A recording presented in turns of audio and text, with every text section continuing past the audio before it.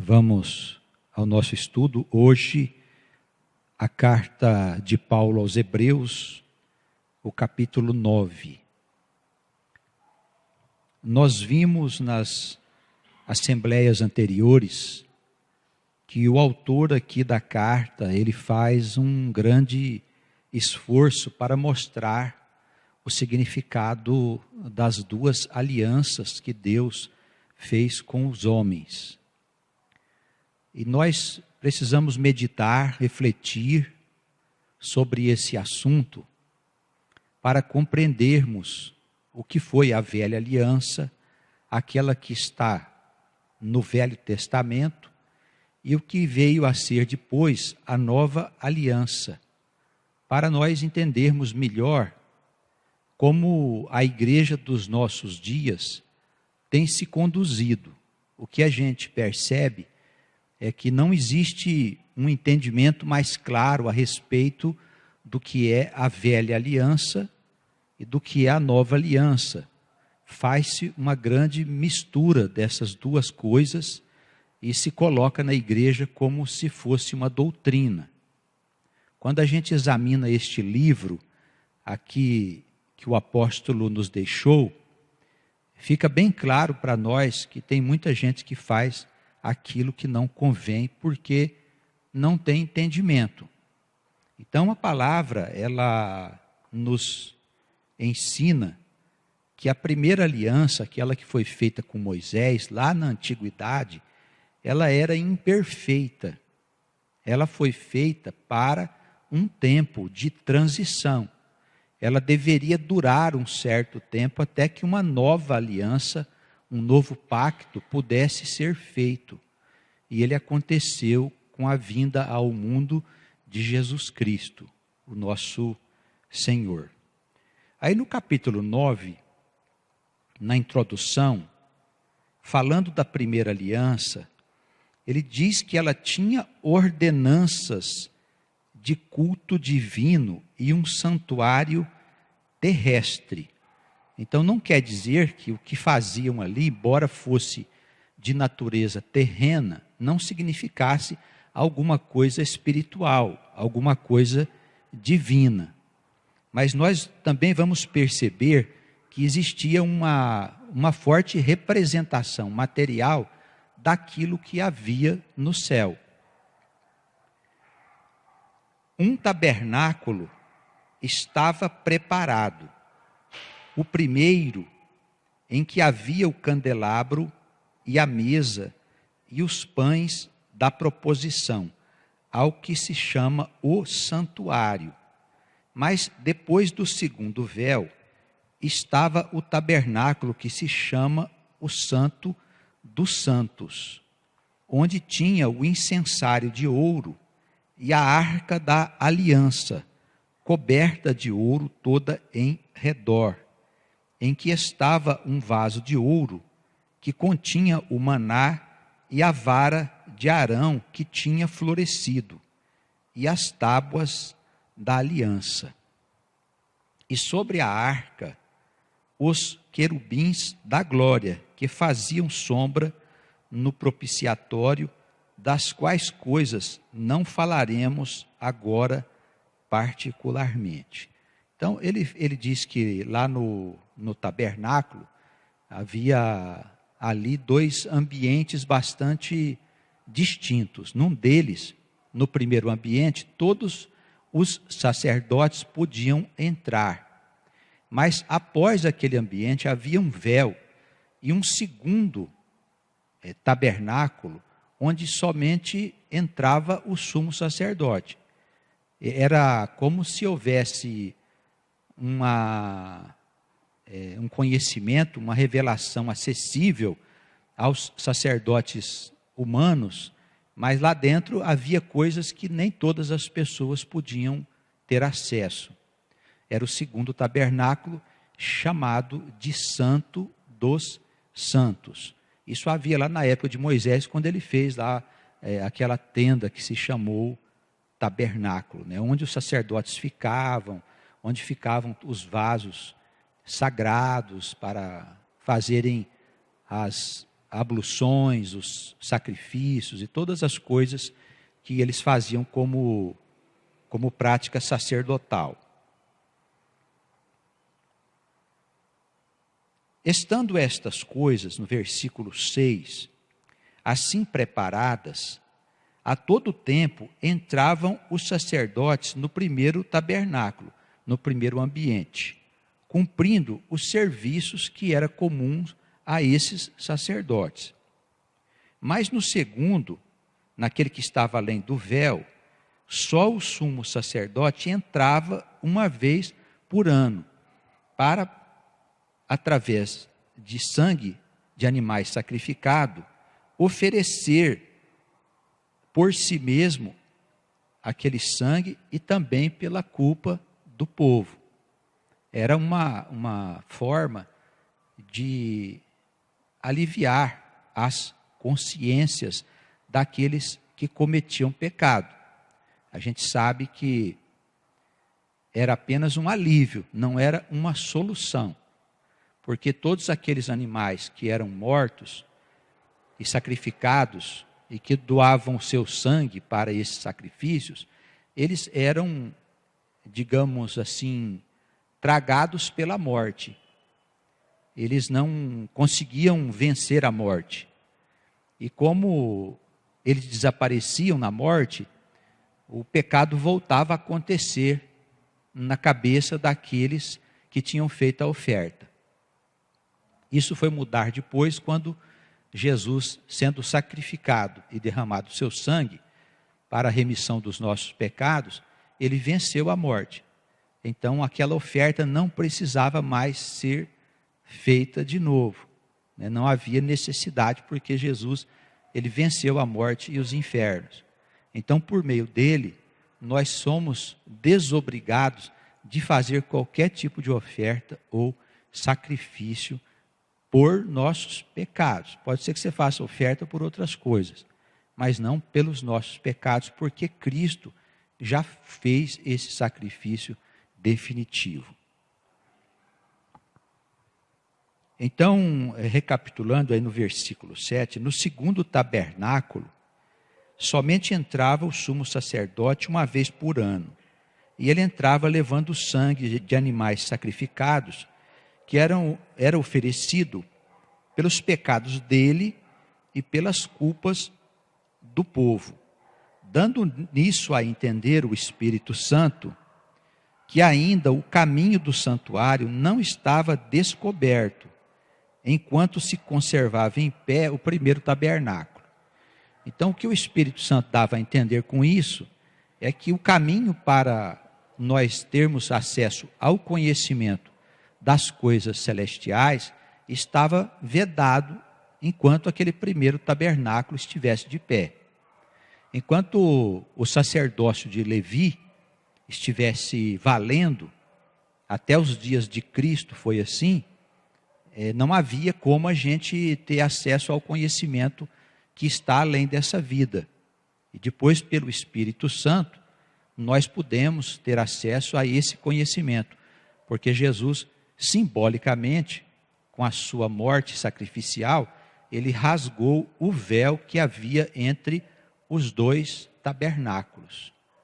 E não foi o véu do tabernáculo terreno. A gente vai ver aqui que esse era apenas uma imagem do verdadeiro tabernáculo que está nos céus. Quando ele rasga o véu, ele dá a nós direito de ter acesso ao conhecimento das coisas celestiais e também de exercer os nossos dons espirituais como se fôssemos sacerdotes do Senhor. Tá bem? Deixamos de depender dos sacerdotes e dos pastores e dos que estavam à frente desses sacrifícios, dessas abluções, para nós, por nós mesmos, termos acesso ao Senhor. Jesus trouxe liberdade para nós. No versículo 9, ele fala que o primeiro tabernáculo, aquele que os sacerdotes tinham acesso, era uma alegoria para o tempo presente, em que se ofereciam dons e sacrifícios que, quanto à consciência, não podiam aperfeiçoar aquele que fazia o serviço. Então, o que essa palavra quer dizer? Vamos imaginar que eu havia cometido um assassinato, ou que eu havia mentido ou roubado. Eu pegava e fazia um sacrifício, conversava com o sacerdote, e ele determinava alguns procedimentos para que eu pudesse aliviar a minha consciência perante Deus daquele erro cometido. Só que a palavra diz que isso acontecia, mas que este sacrifício não podia aperfeiçoar a consciência de quem fazia o sacrifício e a oferta. Então, o sujeito voltava a cometer pecado, porque ele não era transformado por aquela ação que ele fazia dentro do templo. Ele diz, olha, embora isso fosse necessário, houvesse necessidade de existir por certo tempo, esse sacerdócio, ele não era suficiente para aperfeiçoar a consciência. Que o que se deseja é que nós sejamos trabalhados dentro de nós, em nossas imperfeições. O que a palavra de Deus faz hoje, pela ação do Espírito Santo, e como nós temos acesso a esse Espírito, ela transforma a nós como uma ferramenta que trabalha dentro de nós para mostrar o que é que nós estamos fazendo de errado. Naquela época não havia esse tipo de possibilidade, porque nós repetíamos sempre os mesmos pecados. Quando nós vemos na igreja alguém que já está há muito tempo na igreja, mas continua tendo uma vida de equívocos lá fora, isso quer dizer que a pessoa ainda não foi transformada. Ela está mais ou menos vivendo como viviam na época de Moisés. Eles estão dentro do templo, mas tudo o que fazem no templo, e para o templo, e para a vida deles, não aperfeiçoa aquelas consciências. Então as pessoas não mudam, elas continuam do mesmo jeito que sempre foram. Ora, o papel da igreja é transformar as pessoas. O papel da palavra de Deus é mudar as pessoas. Não há ninguém que possa dizer, não tem necessidade de mudar. Todos nós, em qualquer tempo da nossa vida, temos necessidade de mudanças. As mudanças são constantes, porque o aprendizado é eterno. Nós nunca vamos chegar numa hora, se nós pudermos viver 1000 vidas, nós nunca vamos chegar no momento e dizer assim, bom, agora já não preciso aprender mais nada. É uma visão bastante estreita, esses que pensam que a vida é a única experiência que existe. Depois a gente morre e acabou. Nada disso, a vida continua. A vida já existia, existe e continuará existindo do outro lado. Nós somos filhos do Deus Altíssimo. E a nossa consciência foi mergulhada na escuridão consciencial quando nós nos separamos de Deus. E nós precisamos sair dessa escuridão para caminharmos em direção à luz. O que quer dizer luz? Quer dizer vida feliz. Luz é aprendizado, luz é entendimento, luz é compreensão do verdadeiro sentido da palavra de Deus. Estamos aqui assim para sermos trabalhados pela palavra. E através do Espírito Santo nós conseguimos deixar de ser pessoas más, mentirosas, deixamos o roubo, deixamos a vaidade, deixamos a inveja, deixamos o adultério, passamos a viver melhor, se o Espírito conseguir convencer a nós que nós precisamos mudar. Se não houvesse convencimento, se Satanás te convencer que você não precisa mexer em nada, na sua vida, no seu aprendizado, no seu conhecimento, então você vai ficar parado no tempo, pensando que está tudo bem, e no final das contas você vai ver que não está bem coisa nenhuma. Assim, esses tabernáculos e aquela velha aliança era uma alegoria que deveria ser substituída. E ela consistia, aí segundo o versículo 10, em várias abluções e justificações da carne, impostas por Moisés, até o tempo da correção. O tempo da correção é quando Cristo chegou para mudar aquilo que Moisés tinha colocado. É claro que isso aqui escandaliza um pouco os judeus, que não aceitaram Jesus como o Messias, e nem se permitiram ser reformados naquilo que havia necessidade de ser.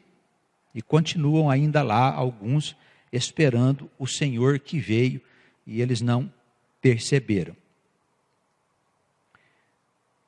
Vindo Cristo, versículo 11, o sumo sacerdote dos bens futuros, por um maior e mais perfeito tabernáculo, não feito pelas mãos, isto é, não desta criação, quer dizer, não foi o verdadeiro tabernáculo, o templo verdadeiro está do outro lado, e não foi o homem que construiu, é isso que ele quer dizer aqui. Nem também por sangue de bodes e bezerros, mas pelo seu próprio sangue, ele entrou uma vez no santuário, havendo efetuado uma eterna redenção.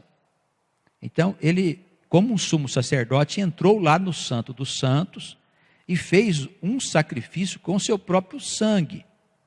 Como ele venceu a morte, esse sacrifício, ele vale para sempre. É para uma remissão eterna dos nossos pecados. O que significa isso? Que somente através de Jesus Cristo nós podemos ter os nossos pecados perdoados para sempre. Amém?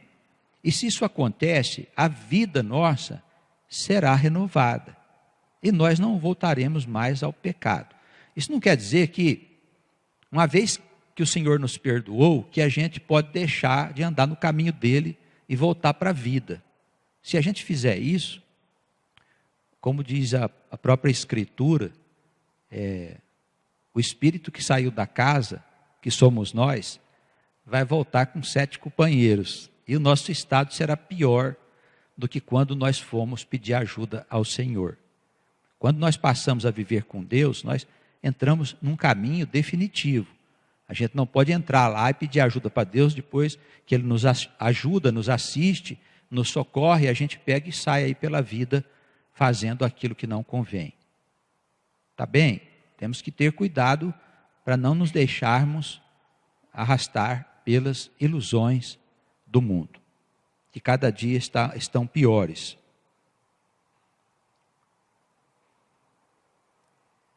No verso 13, ele fala aqui sobre o sangue dos touros.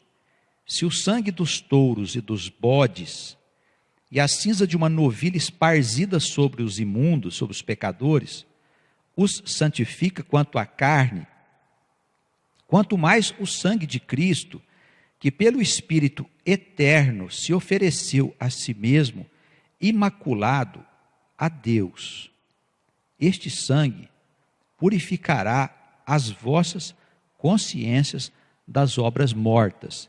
Quer dizer, daqueles sacrifícios que eram insuficientes que nós fazíamos. O que ele quer dizer é isso. Então, se aquilo aliviava a nossa consciência, o sangue dos animais, imagina o sangue de Cristo, que fez um sacrifício que é para sempre, não precisa ser repetido. É o que nós vamos ver aqui nas palavras do autor.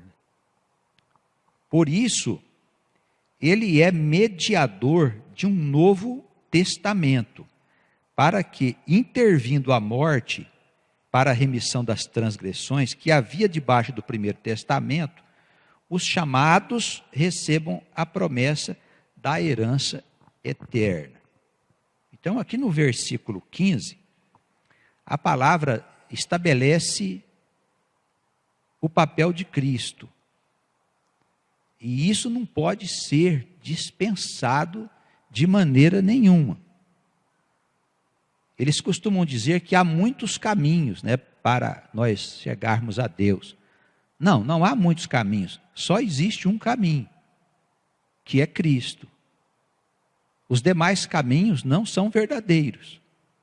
Ou a Escritura não é verdadeira. É simples assim. o Senhor é mediador. O que é mediador? Não é alguém que age como intermediário. Quando nós nos separamos de Deus, nós, quando fomos criados, nós trazíamos dentro de nós e trazemos dentro de nós a marca do nosso Pai, porque somos filhos do Altíssimo. A palavra mesmo, ela disse, vós sois deuses. Mas quando nós nos separamos de Deus, durante o processo de criação, nós entramos na escuridão consciencial. Nós ficamos dominados pelo pecado. Nós ficamos propensos ao pecado. Isso fez com que a nossa vida e as vidas que nós vivemos fossem de atrito com Deus, como se houvesse um conflito entre nós e o Pai, como se houvesse um desentendimento entre o Pai e a nossa consciência. Passamos muito tempo revoltados contra Deus, fizemos coisas que desagradavam a Deus, blasfemamos contra Deus, fizemos muitas coisas tristes. Havia um conflito estabelecido entre nós e o Pai. Daí foi enviado um mensageiro que desceu ao mundo da escuridão, no dizer do profeta Isaías, como um raio de luz, para se transformar num mediador, naquele que veio conciliar a nossa consciência com a consciência de Deus. Amém? Olha, não estamos falando de nenhum mal que você tenha feito a outra pessoa. Todos nós cometemos muitos pecados, em ações e pensamentos. Isso é certo. Então não tem que preocupar com isso. Não tem, eu cometi um pecado maior que o outro. Não, todos nós cometemos pecados. Os pecados nos igualam. Então nós podemos tratar diretamente com o Senhor. Senhor, olha, o Senhor sabe que a situação é muito feia da minha alma. Eu queria te pedir que cuidasse de mim e que estabelecesse a paz entre a minha alma e o Espírito de Deus. Porque Ele é mediador de um novo pacto. Antes Moisés nos trouxe uma aliança em que a lei acusava a gente de fazer coisa errada. Não matarás, não adulterarás, não roubarás, não terás inveja, não desonrarás seu pai e sua mãe. Enfim, muitas regras foram ali estabelecidas, mas não havia, a não ser aqueles sacrifícios que nos aliviava a consciência, não havia solução para a situação que nós nos encontrávamos. E Cristo veio para estabelecer a solução. E para isso Ele mesmo tornou-se oferta e sacrifício vivo, que venceu a morte pela ressurreição, e nos deu, a nós que cremos nele, as condições de sermos salvos e definitivamente nos livrarmos desse conflito que a nossa consciência tem com Deus. Nós vivemos num tempo em que observamos as pessoas envolvidas com doenças de ordem psíquica, emocional, pessoas que ficam deprimidas, angustiadas, outros têm crise de pânico, né? Hoje é uma doença bastante presente na vida do povo, e outros têm medo de ir até na esquina. E tudo isso não passa de consciências que estão em conflito com Deus. Se nós estivermos em harmonia com Deus, todos esses medos, incertezas, e depressões, aflições, tudo isso afasta-se de nós rapidamente. E a nossa saúde, ela é estabelecida pela própria natureza do Criador e pela natureza da vida em que nós estamos inseridos. Então, amados, a melhor maneira da gente curar as doenças psíquicas e emocionais é a gente tomar um banho da água de Deus, não é? É a gente buscar uma boa palavra, é a gente participar de uma igreja, é a gente fazer alguma obra que possa nos inserir no contexto do Evangelho, porque estamos habituados a ir pedir na igreja como mendigos das coisas do Senhor. Eu queria que o pastor orasse pelas minhas dificuldades, pelas dificuldades dos meus filhos, pela enfermidade que bate na minha casa, pelo insucesso material, enfim, buscamos a igreja como se os pastores fossem magos que pudessem resolver os nossos problemas. Nós não somos inseridos dentro do contexto da própria igreja como membros do corpo da igreja. Infelizmente, hoje, existem muitas instituições que estão perdidas, não sabem o que fazer com o povo. Você entra lá na igreja, a primeira coisa que te pedem é dinheiro. Não é mesmo? Isso está por toda parte. Os pastores precisam abandonar essa linha, se quiserem mesmo servir a Deus, e fazer com que as pessoas possam ser inseridas dentro do contexto do Evangelho. As pessoas precisam ser colocadas para servir no Evangelho, para anunciar boas novas. As pessoas precisam ser colocadas para trabalhar para Deus, para visitar enfermos, para anunciar boas novas, levar a mensagem do Evangelho, da redenção, de que é chegado o tempo das dificuldades, de que existe uma saída para todos os problemas humanos, para todas as dificuldades, que Deus, Ele é a saída para todos os males, que as pessoas podem contar com Deus. Há muito a ser anunciado. Os pastores precisam inserir o povo no contexto da igreja, como participantes do serviço do Evangelho. Se isso não acontece, as pessoas ficam só como pedintes lá na igreja. Então elas continuam doentes, elas continuam deprimidas, continuam pensando que amanhã não vai ter o sustento para sua casa, para os seus filhos.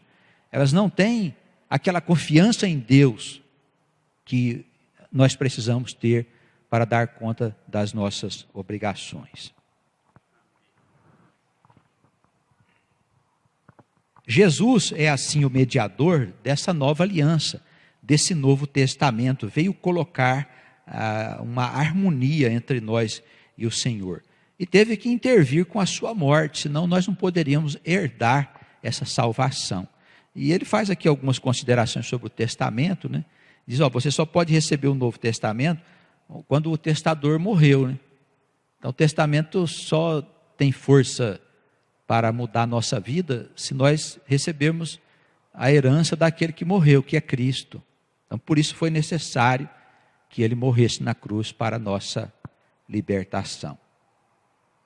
Então ele segue dizendo aqui, vamos repetir o versículo 15 para concluirmos o pensamento. Por isso, o Senhor é mediador de um novo testamento, para que, intervindo a morte para a remissão das transgressões que havia debaixo da primeira aliança, os chamados possam receber a promessa da herança eterna. Então, pastor, o senhor está dizendo que tem o pessoal que é chamado e tem os que não são chamados. Tem o pessoal que é chamado e os que não são. Por que alguns não são? Porque são almas muito novas ainda. Elas não podem entender o que nós estamos falando. Então, existem os chamados. E quem são os chamados? Nós não sabemos quem. Então, como fazer? Então, anunciamos a todos. Quem for chamado, se interessará. Quem não for, não vai ter interesse. Aí Deus cuida dele, tem outras formas de cuidar dessas almas. Mas cabe a nós lançarmos a semente. Não ficar reclamando, né? Tem gente que não quer jogar semente porque o terreno parece seco. O mundo hoje é um mundo semelhante a um deserto. Os corações estão endurecidos, ressequidos, sem vida. Falar de Deus para as pessoas é uma coisa que envergonha até, não é mesmo? O mundo é tão contra Deus que quem crê em Deus, quem tem fé, quem vai à igreja, parece um estranho. Mas nós precisamos mesmo assim lançar sementes, não é? Porque quem dá o crescimento é Deus. Lança semente, faz o que o Senhor determinou. Porque onde há testamento, versículo 16, é necessário que intervenha a morte do testador. Porque um testamento tem força onde houve morte. Ou terá ele algum valor enquanto o testador vive? Por isso também o primeiro mandamento, a primeira aliança, por isso também o primeiro pacto, a primeira aliança, não foi consagrada sem sangue.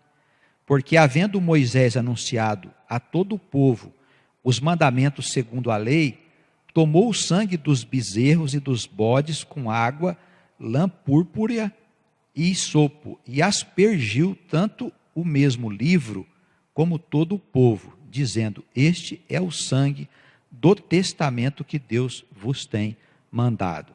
E semelhantemente aspergiu com sangue o tabernáculo e todos os vasos do ministério.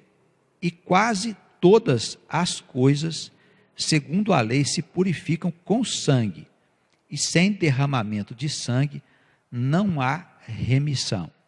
Isso significa que Cristo tinha que morrer, senão não haveria remissão dos nossos pecados. Tá bem, irmãos? Claro que isso já lança outras questões interessantes. Se ele tinha que morrer, então Judas não o traiu. Judas cumpriu um papel. Ele precisava cumprir aquele papel para que Jesus fosse sacrificado e nós tivéssemos a remissão dos nossos pecados. Examinando cuidadosamente a Escritura, a gente vê que o povo aí fora faz muita coisa louca, sem saber bem o que estão fazendo, né? O que está fazendo. O povo é ignorante da Escritura, mas nós não podemos ser ignorantes.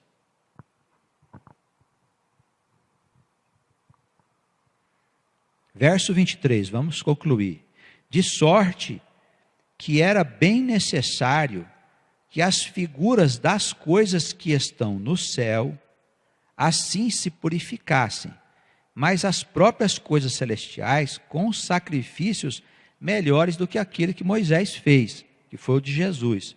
Porque Cristo não entrou num santuário feito por mãos humanas, figura do verdadeiro, porém no mesmo céu, para agora comparecer por nós perante a face de Deus. Nem também para a si mesmo se oferecer muitas vezes, como o sumo sacerdote fazia todos os anos, entrando no santuário com o sangue alheio, com o sangue dos bichos, né? De outra maneira, necessário lhe fora padecer muitas vezes desde a fundação do mundo. Mas agora, na consumação dos séculos, uma vez se manifestou para aniquilar o pecado pelo sacrifício de si mesmo. E como aos homens está ordenado morrerem uma vez, vindo depois disso o juízo, assim também Cristo, oferecendo-se uma vez para tirar os pecados de muitos, aparecerá segunda vez sem pecado aos que o esperam para salvação. Tá bem? Falando da vinda de Cristo. Quando ele fala aqui que ao homem é dado morrer uma vez só, não quer dizer que é a morte física, não está se referindo à morte do corpo, mas sim à morte espiritual. Quando nós conhecemos o pecado, através da lei, a gente morre espiritualmente e permanecemos mortos, até que Cristo nos resgate dessa morte para a verdadeira vida. Então, quando nós fomos pegos pela lei nos nossos pecados, houve sobre nós um juízo. E isso só acontece uma vez. Depois que você foi salvo por Cristo, você não precisa morrer de novo. Isso não significa que você não venha nascer de novo outras vezes, em qualquer outro lugar ou tempo que Deus quiser que você apareça. Uma vez que você foi salvo, você não volta mais ao pecado e à perdição, se é que você foi salvo de verdade. Então o juízo só vem sobre nós uma vez, não vem duas vezes sobre nós. Tá bem? Os irmãos entenderam isso direitinho?